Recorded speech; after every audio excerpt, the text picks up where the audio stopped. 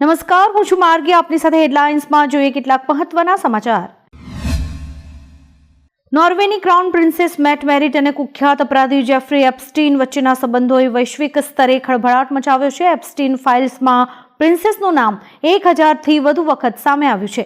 2011થી 2014 દરમિયાનના ઈમેલ્સમાં તેમની વચ્ચેની નિકટતા છતી થઈ છે. આ વિવાદ વકરતા પ્રિન્સેસે એપ્સ્ટીન સાથેના તેમના સંબંધો બદલ સાર્વજનિક માફી માંગી છે.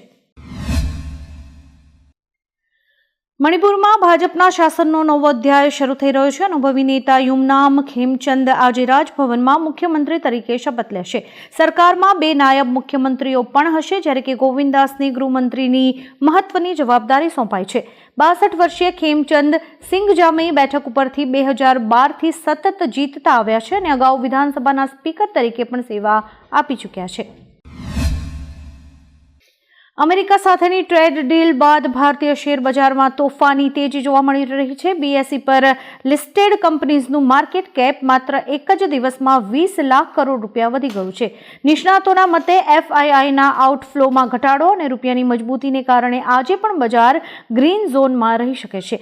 રેકોર્ડ બ્રેક ઉછાળાથી રોકાણકારોમાં ભારે ઉત્સાહ છે અને ભારતીય શેર બજાર પ્રત્યે વૈશ્વિક દ્રષ્ટિકોણ વધુ પોઝિટિવ બન્યો છે.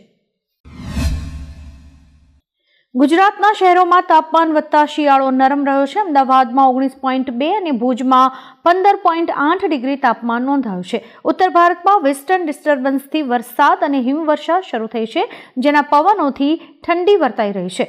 અલ નીનો અને અરબી સમુદ્રના ગરમ પવનોને લીધે લઘુત્તમ તાપમાન ઊંચું રહ્યું છે. જોકે આગામી 5 દિવસ ગાઢ ધુમ્મસની આગાહી છે. ઉત્તર ભારતમાં તાપમાન 0 ડિગ્રીની નજીક પહોંચ્યું છે. પશ્ચિમ બંગાળમાં એસઆઈઆર પ્રક્રિયાને પડકારતી મુખ્યમંત્રી મમતા બેનર્જીની અરજી પર આજે સુપ્રીમ કોર્ટમાં સુનાવણી થશે. મમતા બેનર્જીએ ચૂંટણી પંચના આદેશોનો વિરોધ કરતા માંગ કરી છે કે 2026ની વિધાનસભા ચૂંટણી જૂની મતદાર યાદીને આધારે જ યોજાય. આ મહત્વની સુનાવણીમાં મમતા બેનર્જી પોતે હાજર રહીને દલીલો કરે તેવી શક્યતા છે, જે રાજ્યના રાજકારણ અને આગામી ચૂંટણી માટે મહત્વનું બનશે.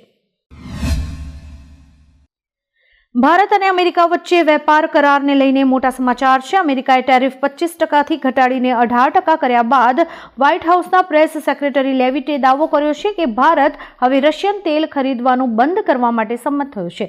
આ ઐતિહાસિક ટ્રેડ ડીલ હેઠળ ભારત હવે અમેરિકા પાસેથી તેલ ખરીદશે. આ નિર્ણય બંને દેશોના આર્થિક અને રાજદ્વારી સંબંધોમાં નવી દિશા આપશે અને વૈશ્વિક ઉર્જા બજારમાં મોટા ફેરફારો લાવશે.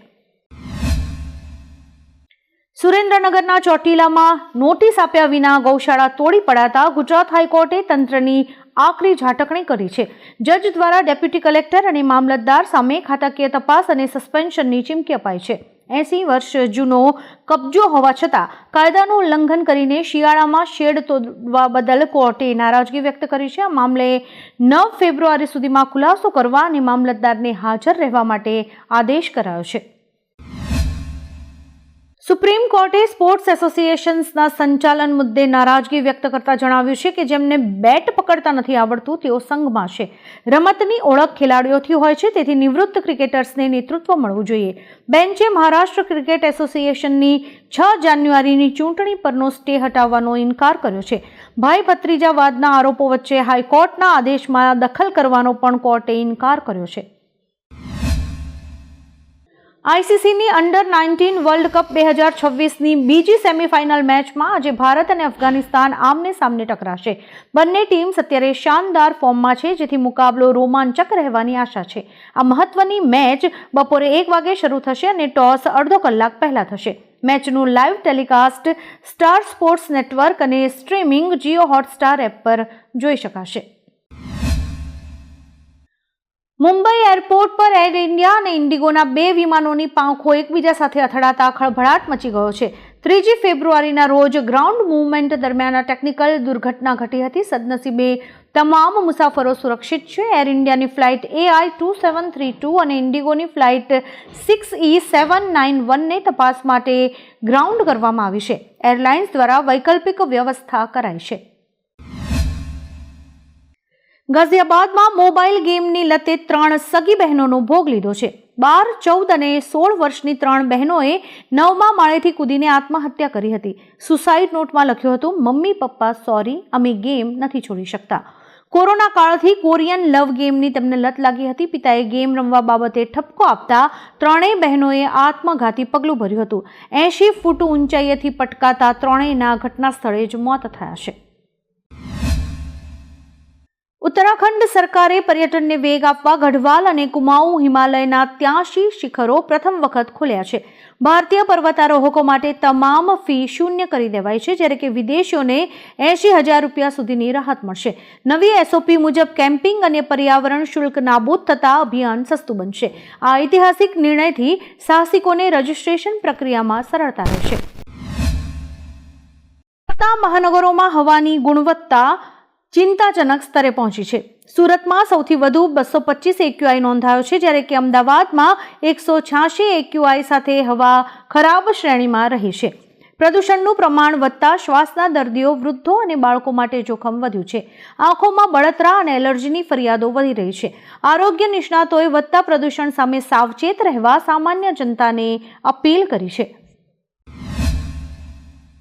મનોજ બાજપેયીની આગામી ફિલ્મ ઘૂસખોર પંડિતનું દમદાર ટીઝર રિલીઝ થયું છે. આ ફિલ્મમાં મનોજ બાજપેયી અજય દીક્ષિત નામના ભ્રષ્ટ પોલીસ અધિકારીના રોલમાં જોવા મળશે. ટીઝર મનોજ બાજપેયીના શાનદાર અભિનય અને કોપ સ્ટાઇલની ઝલક આપે છે. આ ફિલ્મ આ વર્ષે જ લોકપ્રિય OTT પ્લેટફોર્મ નેટફ્લિક્સ પર રિલીઝ થશે, જોકે નિર્માતાઓએ હજી ચોક્કસ તારીખ જાહેર નથી કરી. ભારતીય બજારમાં સોના ચાંદીના ભાવમાં ઐતિહાસિક ઉછાળો જોવા મળ્યો છે. MCX પર સોનું 5,521 વધીને 1,59,330 પર પહોંચ્યું છે, જ્યારે કે ચાંદીમાં 12,158નો જંગી વધારો થતાં ભાવ 2,80,173 રૂપિયા ટ્રેડ થઈ રહ્યો છે. વૈશ્વિક અનિશ્ચિતતા અને ડોલરની નબળાઈને કારણે રોકાણકારો હવે કિંમતી ધાતુઓ તરફ વળ્યા છે.